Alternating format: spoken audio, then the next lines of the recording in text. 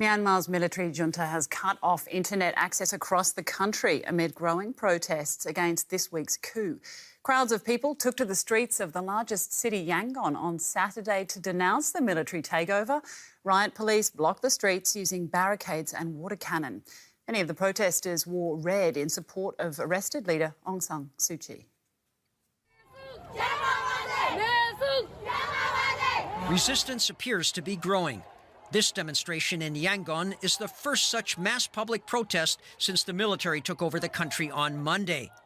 Among the chants, military dictator fail, fail, democracy win, and demands for the release of elected leader Aung San Suu Kyi.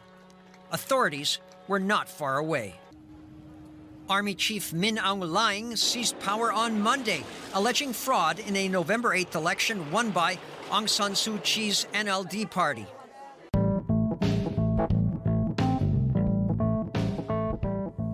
For more than 26 years, Myanmar remained under military rule until Aung San Suu Kyi came to power in 2015, making her as de facto leader of Myanmar. She faced many challenges, while the biggest one was peace and stability in the state of Rakhine, the place for Rohingyas. In 2017, around 700,000 Rohingya refugees fled Myanmar to neighboring Cox's Bazar in Bangladesh. United Nations declared it as textbook example of ethnic cleansing. This also made world's largest refugee camp, or world's largest open-air prison, called Kutupalong, where Rohingyans have taken refuge from 2017. On 1st of February, Tatmadaw, also known as the Burmese Army, their general Min Aung Hlaing took over and declared 1 year of military emergency in the country. The Aung San Suu Kyi has been detained under many charges by the same army general she defended against Rohingya ethnic cleansing. Listen to what her Nobel Peace Laureate, Professor Mohammed Yunus, says. We're going to talk about your new book, A World of Three Zeros, in a moment, but I have to start talking with you about perhaps the biggest story in the world right now in many ways, because you are one of a select band of individuals who have been honored with a Nobel Peace Prize, and yet one of your fellow Nobel Peace Laureates, Aung San Suu Kyi, currently seems to be complicit in brutal violence, ethnic cleansing, possibly genocide against the Rohingya Muslim minority in Myanmar. How does that make you feel? I feel terrible. It's the most shameful thing. So let me ask you this. In Myanmar right now, what we're seeing is what the UN has called a textbook example of ethnic cleansing. Last year, you signed a letter to the UN Security Council with a dozen other Nobel laureates expressing, quote, frustration at Aung San Suu Kyi for her refusal to act on this issue. Just to be clear, because a lot of people kind of point the blame in different directions, how much blame do you place on her directly for the current crisis, for this ongoing violence and refugee movement? I'll put 100% of the blame on her because she is the leader. She can say that army is pushing me or somebody. A lot of people would say the military are really in charge. What can she do? Well, then she should resign. This is, I can't handle it.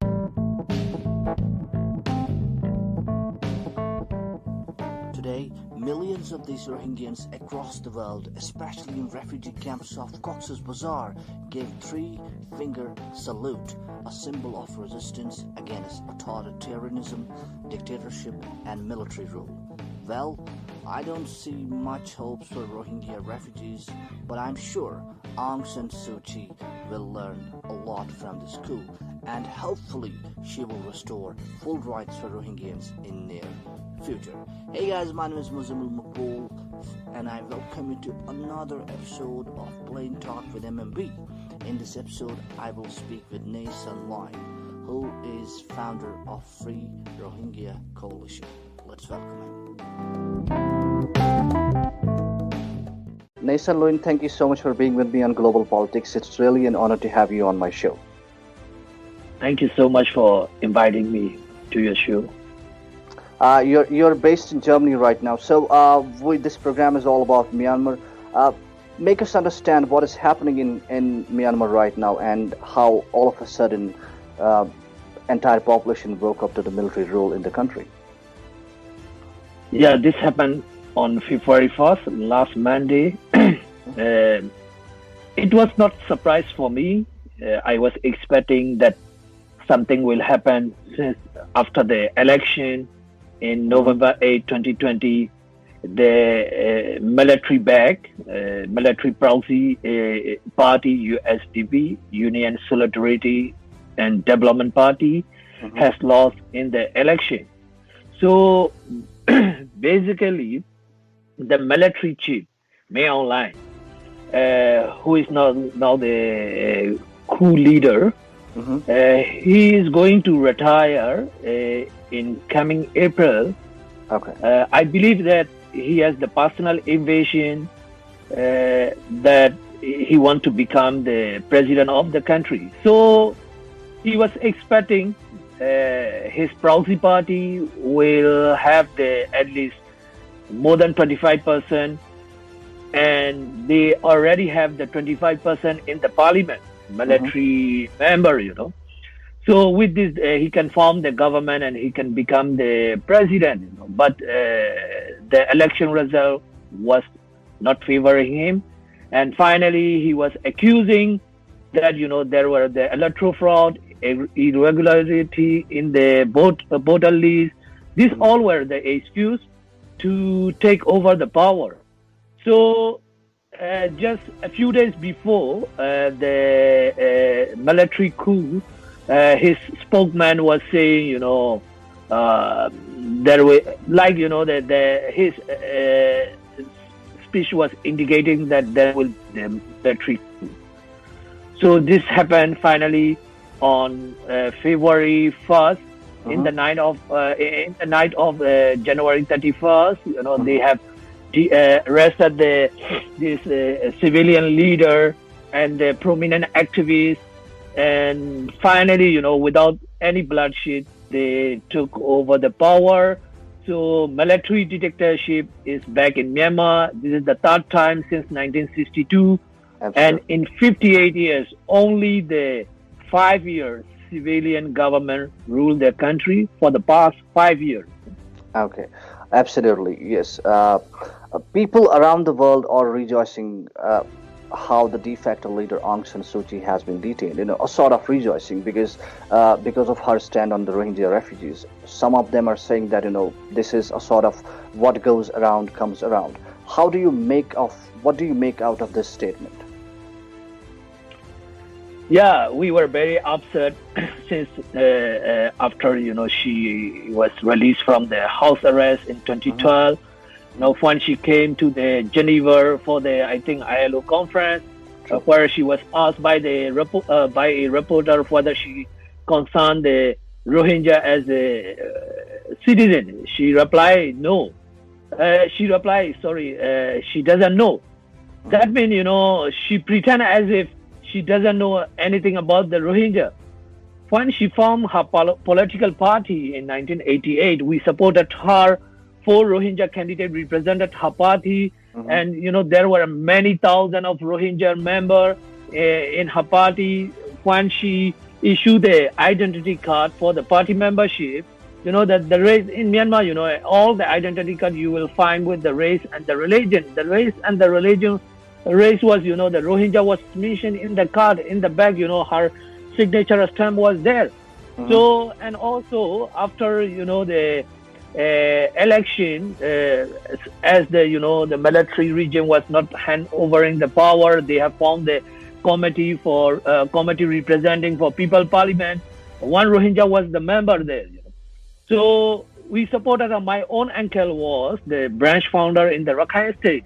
Wow. So, but even after she came into the power, she was keep denying our existence, and this all the things, she behaved like a normal politician instead of a Nobel laureate and a well-known one democracy icon.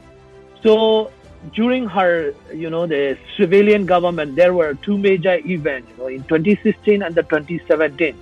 With this two operations, at least 850,000 had to flee to Bangladesh, and 10,000 people were killed. Thousands of women and as young as 9 years old girls were gang raped by military. So she went to The Hague. I was also in The Hague in the same, the courtroom True. She was defending the military who committed the gravest international crime, Crimes. So she dismissed the genocide. She was just favoring the military. We were very upset. But now, she was, it is, obviously it is clear that she was complicity in the ongoing genocide. This is one side. True. If she has to, try, it should be tried by the international court. Now she is, under house arrest in the country unjustly. We see unjustly because her party, even, we were disenfranchised during her government. She has the power to restore our voting right and right to be candidate. She didn't do. True. But we decouple this thing, and we are seeing this now. That the move, the development inside the country separately. So this is unjustly. She was detained and put under arrest, and people are on the street now protesting against the military dictatorship. So in this case, I am not going to support her or her party, but as a Burmese, as a Rohingya, and I am standing with my fellow Burmese people. We will fight together to end this military dictatorship, because this military dictatorship is the problem in the country. Not only the Rohingya, but also all the ethnic minority in the country are suffering. So the majority of the Buddhists also going to suffer now. So this is the suffering of more than 50 million people. We are inside the country, about 2 to 3 million. If you calculate the Rohingya population around the world. Absolutely, so it is. We are against the military dictatorship. We have also moral responsibility to, the support to end any oppression, regardless of their religion, regardless of their ethnicity, regardless of their stand, against us. They were against us. All of them were against us. But we won't behave like them. I understand. Our sympathy, we show our solidarity. We will fight together to end the military dictatorship. So they will have to understand now, what was really the problem. So they have to change their mind this time. There are a lot of people changing. We will make the change. This is the time to change. Build a better society in the country. Absolutely. Well, that brings up to my next question. People are lining up for ATMs. Internet is limited across the country, and a lot of people who are supporting NLD party have lowered down their flags from homes, cars, and other means of transportation. Was there any message from the Army General to people to not to support NLD party, or to behave a sort of in a way so that they can save their lives? Yeah, now internet connection has been restored just before I joined the show. Okay. A minute before I joined the show. So in the first day there were no internet connection for a few hours in some places. So people face the difficulty with the banking, especially with the ATM. But in a few hours, restore again. And now, since yesterday morning, they blocked the internet connection, but now restore. So I think they will not have the problem with this ATM machine anymore. So the reality is, most of the people in the country, they support the National League for Democracy Party. True. Aung San Suu Kyi, they call her Mother Suu. So so that means we have to accept the reality. So there are also some, some people marching, that they are supporting the Tamador means the Myanmar army, but the majority is with the NLD. So you will see NLD flag everywhere at this moment, and also thousands of people taking into the street since yesterday. Now they are also on the street right now, thousands of people. Mm-hmm. So the public uprising like in 1988 is there. I witnessed the 1988 uprising. I was a young boy at the time, but I still remember everything because I was 10 years old, so I can remember everything. But what I am afraid is they will crack down the protester, because in 1988 they have killed about 3,000 people. But as of now, also I have got a confidential telegram from the official. So they have the order to use the rubber bullet and the water cannon and things like that. But I am afraid later they will use the real bullet to kill the people. This military are the killer. They have killed 10,000 of the Rohingya, Kachin, Karen, Shan, and the other ethnic minority. They even do not afraid to kill their Buddha. So these are the really notorious people. We are now under the administration of the notorious regime in the country. Absolutely. Anything can happen. Absolutely. And Ming On, the Burmese Army general, who is also the State Administrative Council head of the country, he is leading this coup. Is there any connection, which you see where China is backing this entire military coup? And how do you see this coup affecting the lives of Rohingya refugees in the entire country, or those of millions of refugees who are in Cox's Bazar, Bangladesh right now? What does this mean for them? Yeah. So without China's support, this military won't move. China is the superpower country, and US is always balancing with this geopolitical, the angle with China all the time. And So this without army China- general was sanctioned by US government in the past. Yeah, in the past. Now also there is a sanction, but this sanction is not really effective. And this is like, don't come to our country for the vacation. This is not really effective. So the China, just 2-3 days ago, UN Security Council released a statement for this coup. So they didn't recognize this, the move as coup. They used the war state of emergency. So this is really because the China is there, Russia is there. They will really not recognize this as because recognizing this as a military coup is something they can take action. Absolutely. And this is not really effective. And China, always will support this military because they have a lot of projects inside the country. And also there is a project of the Nyesong Dam, which is very popular in the country because of the protest by the people, the then government, quasi-civilian government. I think in 2013 or 14, they have stopped this project. This is the multi-billion project.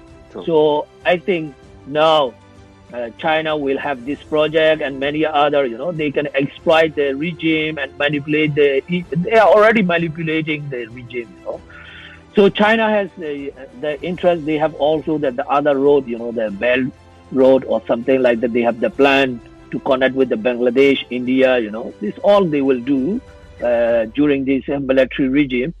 So I believe China is behind this coup. Without China's support, because the West is supporting the Aung San Suu Kyi, and yes, the West also upset with her because she went to the ICJ. But since as of now, as she was unjustly detained by this military, I think she will get the support. At the same time, the international community should not forget this Rohingya genocide. If they want to pressure against this military coup, always need to mention about the Rohingya genocide with the military coup. This way will end the Rohingya genocide and also the importance of the suffering of the other ethnic minority in the country. Your organization, Rohingya Coalition, have worked with Rohingya refugees for so many years now. And how do you see asked me about the refugees. millions of refugees sorry. who are in Cox's Bazar? Yeah. Absolutely. Yeah. Sorry, I forgot to include about that. And this is very important question. And last month, there was the tripartite meeting. China, Bangladesh, and the Myanmar, they have agreed to begin the repatriation in the second quarter of this year. But if you think logically, military will never take back this Rohingya refugee, because they are the one who wipe up this population from the country. They have started this Rohingya genocide in 1978. So I don't believe that they will bring back the Rohingya refugee. And also I am really worried for the remaining 600,000 Rohingya refugees in Myanmar. They are in the two conditions. About 140,000 are confined into the camp. The camp are like the concentration camp. True. And the remaining are under the open air prison. So they can launch the violence against these people at any time, and they can push them to flee to Bangladesh. This is really, I am worrying.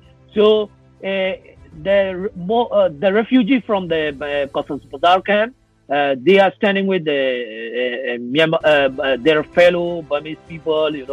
They have a lot of photos, with the three-finger salute. So that means, they are against the military coup. They are standing with their fellow Burmese people.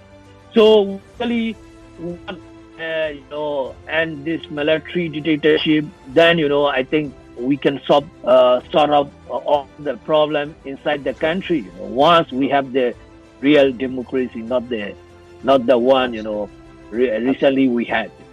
Absolutely. I hope, your message reached to Aung Ma, the mother of Myanmar, Aung San Suu Kyi, the de facto leader, and she really does something, good for these 3 million refugees, Rohingya refugees across the world. Nathan Lin, thank you so much for being with us on Global Politics. It was really an honor. Thank you so much. Yeah, thank you so much. I am very much honored. Thank you. Alright guys, that's all from today's episode. We will be back with another one soon. And hey, you can also support my podcast by logging on to patreon.com/MMP. Thank you so much, and you have a great time ahead. This is your host Muzamil Balkh signing off from Plain Talk.